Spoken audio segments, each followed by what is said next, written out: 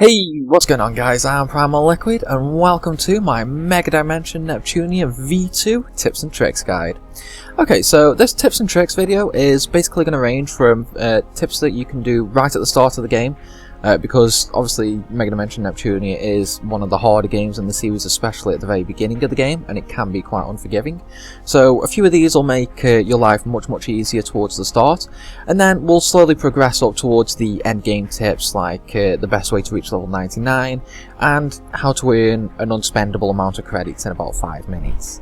So without further ado, let's jump straight in, shall we? Okay, so to kick things off, this is more of a tip than a trick. But basically, at the start of the game, combo attacks are effectively useless, and SP attacks pretty much take precedence over at the start of the game. Simply due to the fact combo attacks simply don't do enough damage, SP attacks near enough one-shots most mobs. However, this actually changes later on in the game. Once you get more characters and you start getting stronger and stronger, you start getting more combo attacks, you start getting better weapons that will allow you to use all 5 combo attacks. Your combo attacks will actually do more damage than SP attacks. In fact, it even gets to a point where towards the very end of the game, your combo attacks are actually doing more damage than even your ultimate attacks and all your formation skills. So a nice little tip there, just try and avoid combo attacks unless you're out of SP early on. However, keep an eye on your actual damage output towards the, I'd say later middle, towards the end of the game, where, your SP attacks are doing maybe 5 to 10,000 damage. Just keep an eye on how much damage your combo attacks are doing, because 9 times out of 10, they will actually start doing a lot more later on. So with that little tip out of the way, let's move on to challenges, shall we? So if you are actually having trouble at the start of the game, which many people do due to it being quite unforgiving in some of the earlier dungeons with monsters doing obscene amounts of damage, not having enough SP to, make your way through the dungeon, get to the boss, a few little tips I've got for is actually to do with the challenges. Now, some good early challenges that you can do for some quite good early stats to just help you get through that early game and push straight through into the mid, even late game with Neptune. Okay, so some of the good challenges that I recommend doing towards the start. The first 2, you can actually do AFK, and one of them you can do semi-AFK. So the first one is Marathon Runner. So with Marathon Runner, basically you just have to run around and you'll start earning agility. However, the last movement challenge, you'll actually get extra movement. So the best way to earn Marathon Runner is if you go into a dungeon and you actually use a rubber band around the analog sticks. Just have them both facing in towards the middle of the controller, like towards the PS button, and your character will basically just completely run around in a circle. Now, if you use a rubber band or something like that, you can actually do this while you sleep, when you go out, just generally while you're AFK doing something else. Now, it takes about, I'd say about an hour to 2 hours to fully get the 120,000 meters to fully max this challenge. So it's a good way of getting that extra agility so you move before the monsters, and then the movement is a nice added bonus towards the end there. The challenge that you can do semi-AFK is called Kangaroo Champion. Now this one I only really recommend doing if you actually miss a lot, because this one rewards tech, which is basically the accuracy in Megadimension. So for this one, what I recommend doing is entering a dungeon, because this will actually increase the time as well for the time in a dungeon challenge. And then basically you just want to switch the channel over, watch a movie or something like that, and while you're watching a movie just keep mashing the jump button. Now this does take about 3 to 4 hours to fully max, but it does give quite a nice tech boost, and if you do this at say the first or the second dungeon, this will basically allow you to hit every monster all the way up through until pretty much the final chapter of the game, because the tech bonus is so very nice. But again, I don't really recommend doing this unless you are missing quite a lot, simply due to the fact it does take about 3 to 4 hours. So unless you've got a nice backlog of movies to watch, then I'd say skip this one. Okay, now moving on to one of the more recommended ones is My Special Move. Now this one actually rewards SP, which obviously for the start of the game is exceptionally nice and is very useful, simply due to the fact you can never have enough SP early on, because more SP, more skill spam. More skill spam, more monsters killed, and less need to use SP charges, which at the start of the game are somewhat rare due to lack of credits. Okay, so the best way to actually max this one is to use buffs and heals. So why use buffs and heals? Basically, the buffing skills and the heal skill cost much less SP than the regular attacking skills. So that means you can actually spam them a lot more, and then you can just go back to town to heal your SP after you've used them all, go back, start another battle, repeat the spam, and then go back to town again, and just repeat that process. Now, to fully max my special move, you need 500 special skill uses. However, once completing my special move, you'll actually gain nearly 500 SP more, which obviously is a very nice increase. However, I actually suggest waiting to do this one until you've done the next one, which is Efficiency Matters. So, why do it after Efficiency Matters? Basically, Efficiency Matters rewards SP as well, and Efficiency Matters, again, rewards nearly 500 SP. The only difference is, Efficiency Matters takes very little time. So, how do you earn Efficiency Matters? Basically, you need to get 200 combo attacks to max it. And combo attacks are very easy to gain, very quickly to gain as well. Basically, if you look in the combo section of your characters when you're setting up combo attacks, you need to look at the combo trait and set them up to follow along a set combo.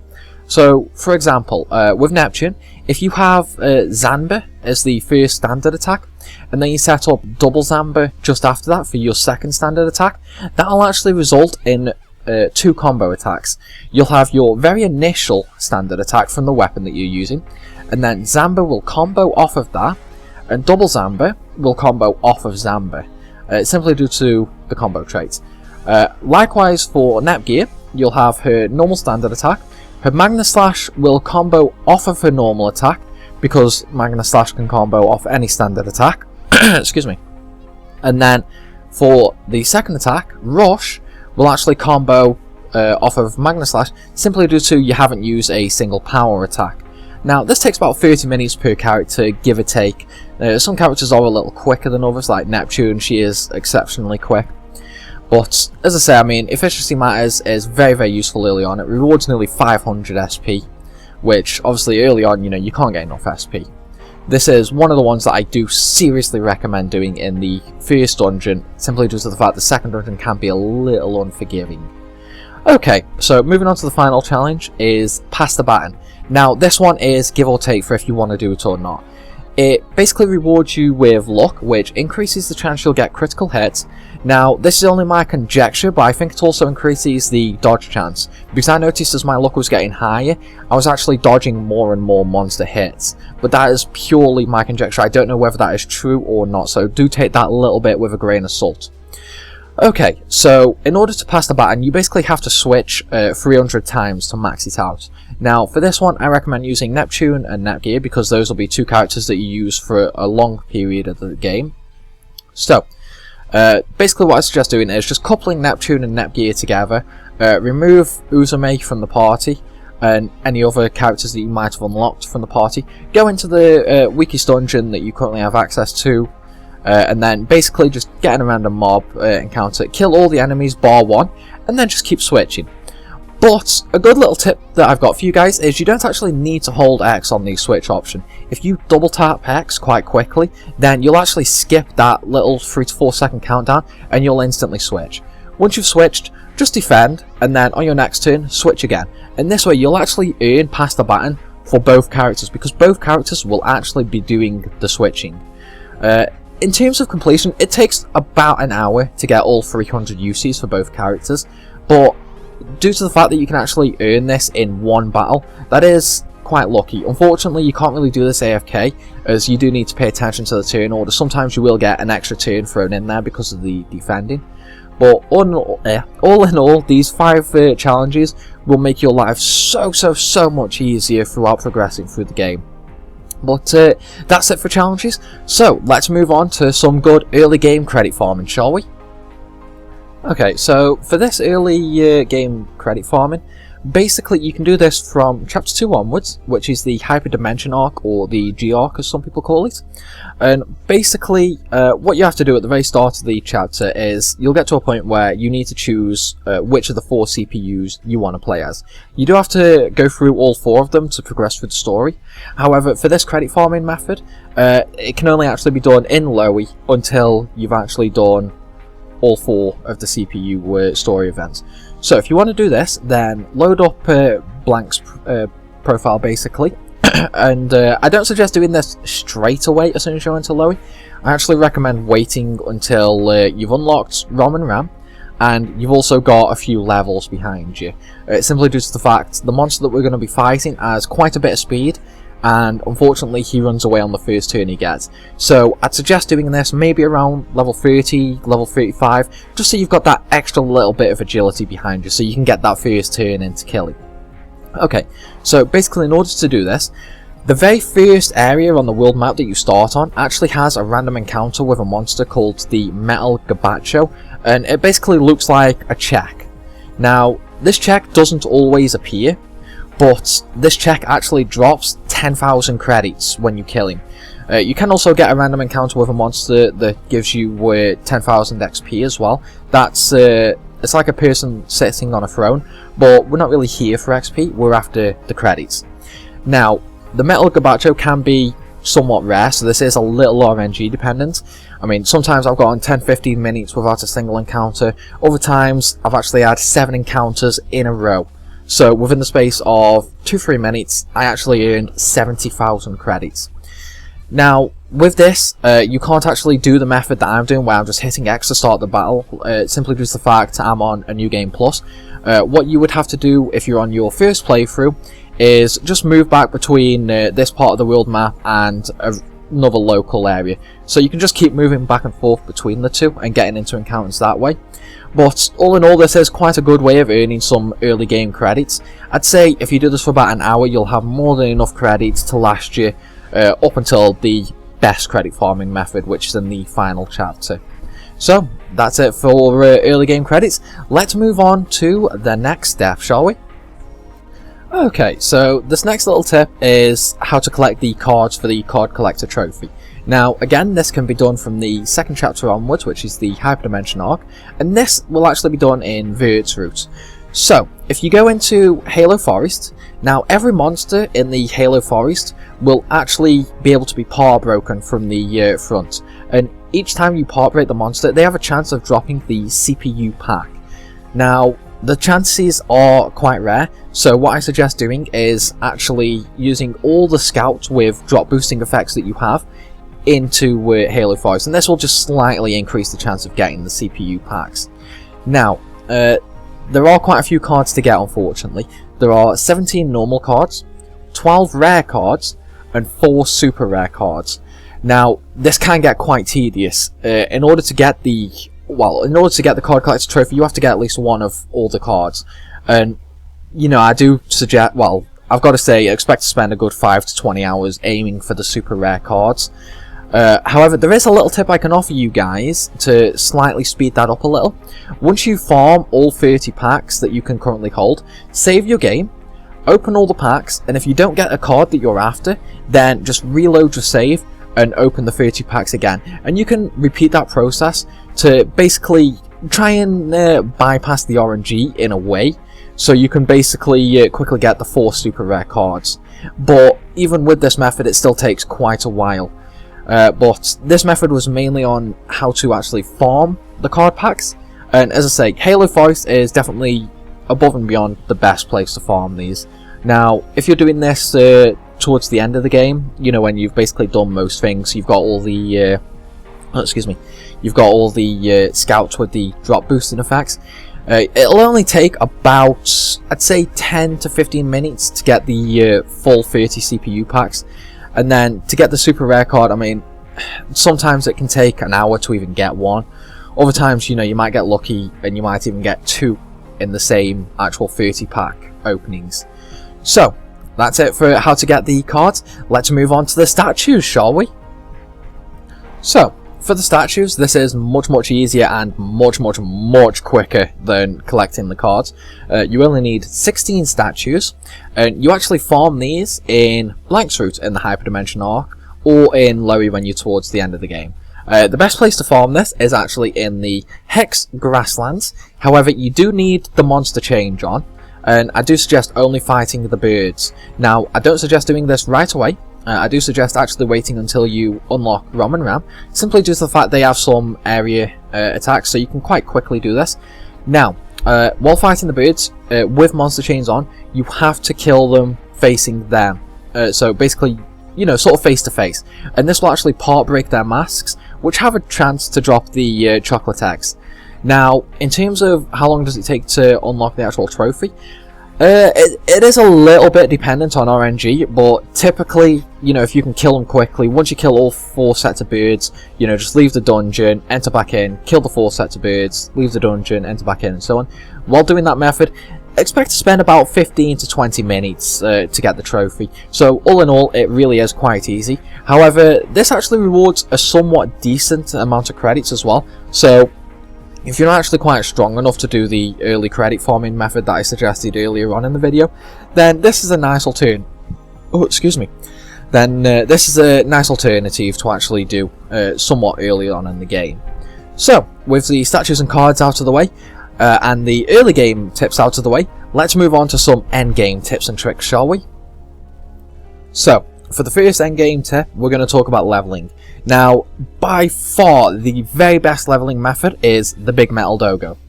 Now, the Big Metal Dogo actually rewards 10 million XP per kill. However, you can boost that with XP Scouts. Now, towards the very end of the game, even on my New Game Plus run, I actually only had an extra 30% XP, which means I was only getting 13 million per fight. However, with that, it actually only takes 5 fights to get a character to level 99. And if you take Forbidden Twigs into the dungeon, you can actually respawn the Big Metal Dogo instantly. So, in order to get a character to level 99, you are talking in quite literally 2 to 3 minutes. Because the Big Metal Dogo, while it has extremely high magical defense and extremely high physical defense, it actually only has 50 HP. And a single SP skill or 2 SP skills is pretty much nearly enough to kill it at level 40 or 50 plus. Now, the downside to this method is you need monster change in the Shenmue Labyrinth. And the problem is with that is, if this is your first attempt doing it, with monster change on, that dungeon is heartless. The monsters will one-shot you. In fact, they'll one-shot you even at level 99 if you aren't careful. Now, I'm not going to talk on how to get through the dungeon in this video, because I have actually made a video showing exactly how to get through this dungeon and find the Big Metal Dogo. I'll link that down in the description for you, or I'll put an annotation on screen for you to click, which will basically take you and will show you how to get from start to finish through the dungeon, because it is a colossal pain in the arse, but it does make life so much easier to get to level 99. And as I said previously, make sure you take in Forbidden Twigs. Now, if you want to basically get every single character to level 99, you will need 26 Forbidden Twigs. And with that, it'll take about 20 to 25 minutes constantly switching the characters out to get everyone up to level 99. Okay, so that is leveling out of the way. Let's move on to how to earn endgame credits.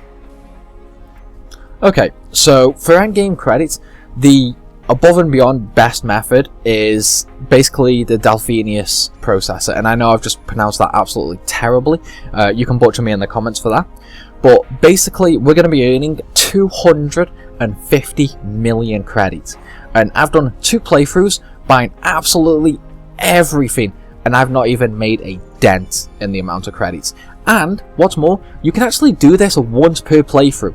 So if you were to do this on your first playthrough, and then do it again on a New Game Plus, that's 500 million credits. Now, there is one slight downside to this method, and that's that you cannot do this on the bad end route. You have to be on the good or the true ending route. So, basically, in order to do this, it is unfortunately very, very end game. You have to be right at the end of the game. Once you actually get a notification saying you can invest in the Heart Dimension and the Zero Dimension, what you want to do is go to Uzume's hideout in the Zero Dimension, and you want to actually upgrade the public relations up to level 10. And doing that, your reward for level 10 will actually be the Delphinius processor set for the CPU candidates. And each part actually sells for a whopping 50 million credits. Now, one part alone is more than enough to last you regardless of what you're going to do. If you sell the entire set, that's 250 million, and as I said, I mean, you literally cannot spend that amount of money. However, there is one little thing that I haven't really seen noted anywhere else, and you can actually earn more than that 250 million, because if you actually upgrade the public relations in the heart dimension to 10, you will actually get another processor set called Compile Heart. Now, while that sells for nowhere near as much, it still actually sells for about 5 million credits all in all. So you can actually get even more credits selling that set as well. Now, doing this, it is above and beyond the very best way of earning credits. And to be honest, if you're on this route, you might as well do it, because you need a total of around 230,000 credits to actually get the public relations up to level 10. But once you've done that, you know, you'll have enough credits to last you over 10 playthroughs. There is quite literally nothing like this in terms of earning credits. But that's it for my tips and tricks video, guys. I hope this helped you. And, you know, honestly, if it helped you or you learned something new, then by all means, leave a comment in the comment section below. Let me know. And as always, peace out.